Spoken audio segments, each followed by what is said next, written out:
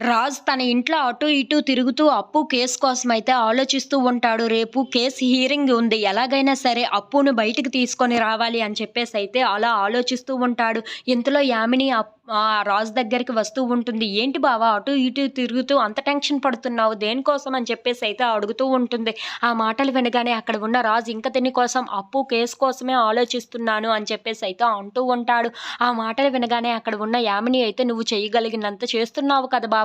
ఇంకా ఎందుకు చెప్పు? నువ్వు చెయ్యాల్సినంత మాత్రమే చెయ్యు. ఇంక దానికోసం ఎందుకు అతిగా ఆలోచిస్తున్నావు? వాళ్ళు నీకు ఏమవుతారని చెప్పు. అయినా వాళ్ళ కోసం వాళ్ళు ఆలోచించుకుంటారులే. నువ్వు రాత్రి పడుకోకుండా ఇంత టైం వరకు ఇలా ఆలోచించడం మంచిది కాదు. నువ్వు వెళ్లి పడుకో బావ! ఇంత టైం అయ్యింది కదా!" అని చెప్పేసైతే అంటూ ఉంటుంది. ఆ మాటలు వినగానే అక్కడ ఉన్న రాజు మాత్రం, "సరే నేను పడుకుంటానులే కానీ నువ్వు వెళ్ళు" అని చెప్పేసైతే అంటూ ఉంటాడు. ఇంతలో అక్కడ ఉన్న యామిని అయితే, "సరే బావ అయితే నేను పడుకుంటాను. అమ్మ నా కోసం మళ్ళీ ఎదురు చూస్తూ ఉంటుంది కదా!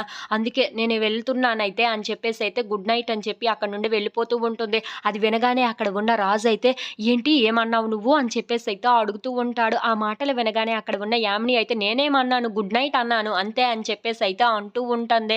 ఇంతలో అక్కడ ఉన్న రాజు మాత్రం, "గుడ్ నైట్ అనకముందు ఇంకేదో అన్నావు కదా! అదేంటి?" అని చెప్పేసైతే అడుగుతూ ఉంటాడు. "ఇంకా ఏమన్నాను? అమ్మ నా కోసం ఎదురు చూస్తుంది. చాలా కంగారు పడుతుంది. అందుకే నేను వెళ్లి పడుకుంటున్నాను అని చెప్పాను అంతే" అని చెప్పేసైతే అంటూ ఉంటుంది.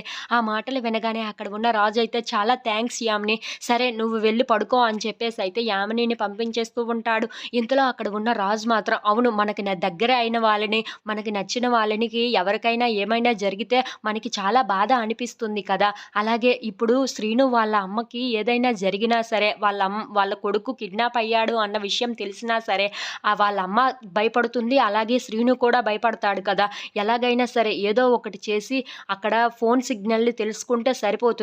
ఆ సిగ్నల్ దొరికితే చాలు శ్రీను ఎక్కడ ఉన్నాడో కరెక్ట్‌గా తెలుసుకోవచ్చు" అని చెప్పేసైతే అలా ఆలోచిస్తూ ఉంటాడు. ఈ సంగతి ఏంటో నేను ఉదయాన్నే లెగిచి తెలుసుకోవాలి అని చెప్పేసైతే ఆలోచించుకుంటూ తన బెడ్‌రూమ్‌లోకైతే వెళ్ళిపోతూ ఉంటాడు.